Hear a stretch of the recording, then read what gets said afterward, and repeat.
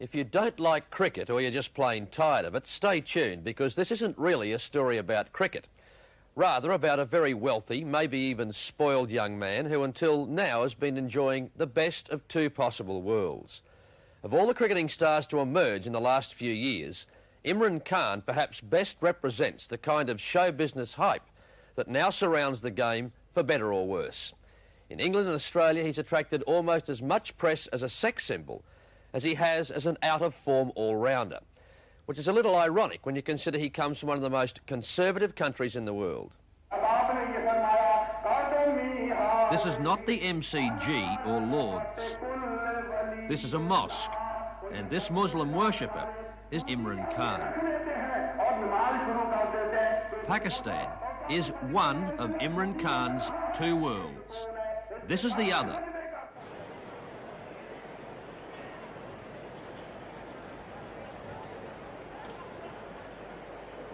Just below Harvey and Sir Donald Bradley. He's bowled him. What a beautiful delivery that from Imran Khan. That's up in the air, and Imran takes a very good catch. The Imran Khan the Western press has dubbed the most glamorous man in sport. Cricket's first genuine sex symbol. Safely away down to the boundary. 4 more to Imran Khan. You're quite sheepish about your private life and about your association with women. Are you saying that your reputation as a lady killer is unjustified? Totally. Totally? Or are you just not saying? I've found it very difficult to live with that image. Our fees of the tour are not our expenses, which they pay daily expenses. Trendy bistros are a far cry from the religious laws that restrict his freedom back home in Islamic Pakistan. I suppose you'd say that, you know, one goes out at nights and has womanizers and drinks and all that. And when one comes back, one lives a pure Muslim. Well, actually, it doesn't happen like that. Muslim men seldom romp on beaches. Muslim women never do. It is actually a dilemma. It's becoming more of a dilemma each day. The thing is, I want to live in Pakistan. To find a girl in the West who's going to, I mean, I might be lucky one day. I mean, maybe I do fall in love with someone who wants to live here. I mean, since it hasn't happened and chances are quite slim, that's why I assume I'm going to have an arranged marriage, because there's no other way to get married in Pakistan. That other world of Imran Khan, his hometown of Lahore, where the 31-year-old professional cricketer comes between seasons. This crackling radio broadcast from Melbourne is the closest he got to the recent World Cup tie between Australia and the West Indies. Lawson inside out, swings at this and he clears it away. Behind point, this will be 4 runs. What a shot.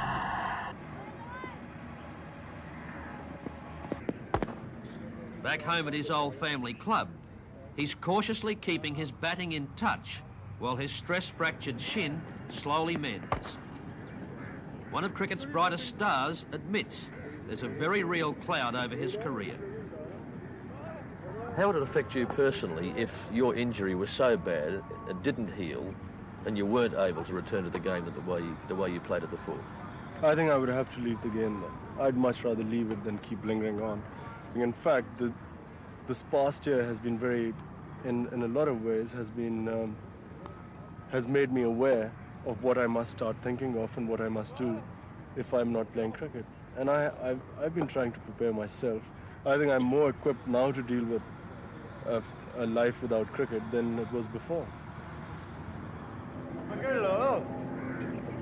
Huh? Yellow. Yellow Shahid? Yellow. If Lahore has a dress circle, Zaman Park, where Imran Khan grew up, very comfortably, is it. For generations, all the men and boys, brothers and cousins in the cricket-crazy Khan family have picked up their first bat and ball to play on this neighbourhood pitch. Would you say that cricket is in fact a sport of the privileged people in this country? Not at all. In fact, there are very few people who, from the privileged classes, who actually play cricket. It's basically played by the masses. Lahore's Aitchison College harks back to the Raj. It also exemplifies that Imran Khan's story is not a rags to riches one. Privilege and opportunity, he admits, have always been his. I had these visions that one day I would suddenly become another Bradman. That's a fairly modest view you had of yourself, that you thought you might be the next Bradman.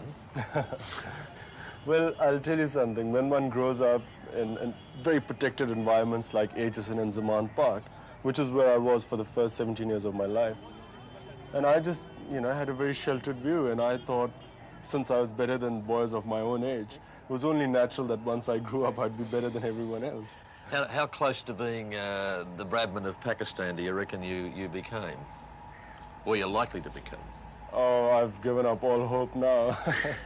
In fact, even now, I think of myself mainly as a bowler who can bat. So you'd regard yourself at least as being a better bowler than Bradman was? Well, certainly a better all-rounder. From the playing fields of Pakistan's Eton to Oxford, where he graduated in politics and economics, as well as cricket. In a way, it's hard to imagine that a man like you, educated as well as you are, and going to Oxford successfully, could find cricket satisfying. Surely there must be frustrations in it for you. Yeah, actually, a lot of people ask me this, and some of my friends here, they keep, implying that I must be quite stupid, or certainly quite brainless, to, pursue a little red ball all day long. Azim. Imran Khan. Trouble here, and he's put it down. He may have been worried. I certainly find that cricket actually involves more of your brain than most other sports I've played or seen. And the crowd loves it. There must be people who say to you that ultimately cricket is just a game. It's a pretty childish way for a grown man to earn a living. That they say to you, why don't you go out and get yourself a proper job? My father says that all the time. Yeah, actually, a lot of people have said that. In fact, my close friends at times say this. And I think it's very difficult to make someone understand who really hasn't played the game.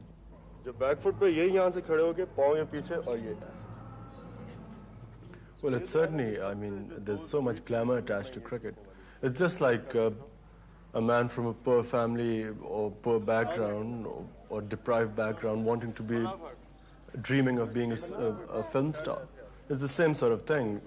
Cricket means glamour and it means finance also, although they are misled somewhat in that respect. But it certainly means, being in the public eye, and that's one way of becoming a national figure.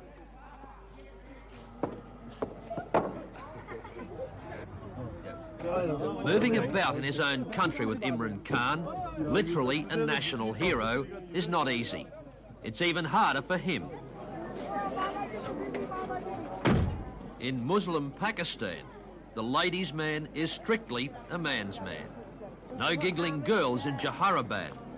At home, Imran is an idol in a land where poverty and oppression give 82 million Pakistanis little to get excited about.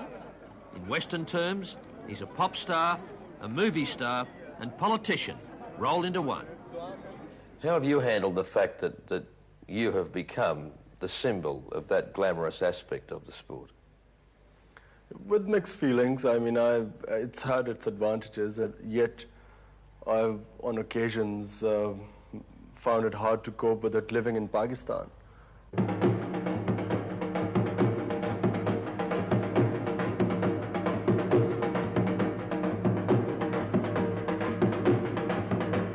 Imran Khan is a Pathan, ruggedly independent tribesman originally from the frontier province near the Khyber Pass. Pathans are riflemen, fighters and hunters.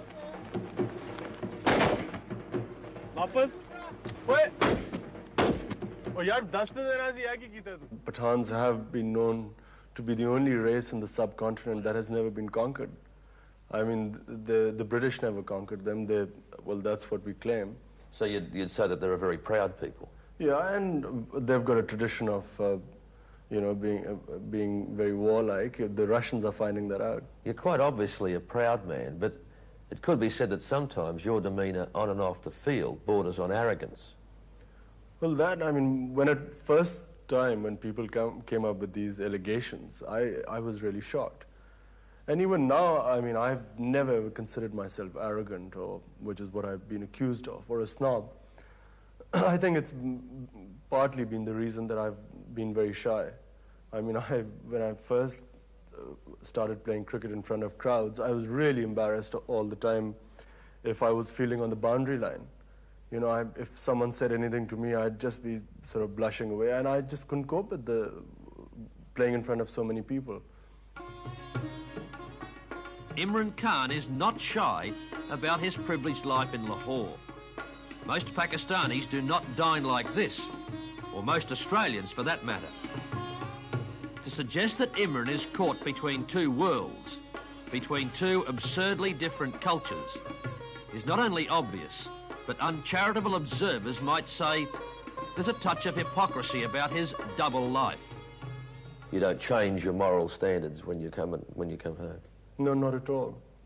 I mean, the culture here has existed much before you know, when the people in England were living in caves or in the West. And, you know, and therefore, it's not that easy to impose Western values here. People often talk about a man like you being torn between two cultures, between two value systems. Do you feel that way at all? The one thing that I have decided is that I want to live in Pakistan. And therefore, I did say that chances are I'm going to have an arranged marriage. Because even if I fall in love with a girl abroad, chances are she's not going to come back and live with me here. Or even if she does, it'll be a very short-term thing.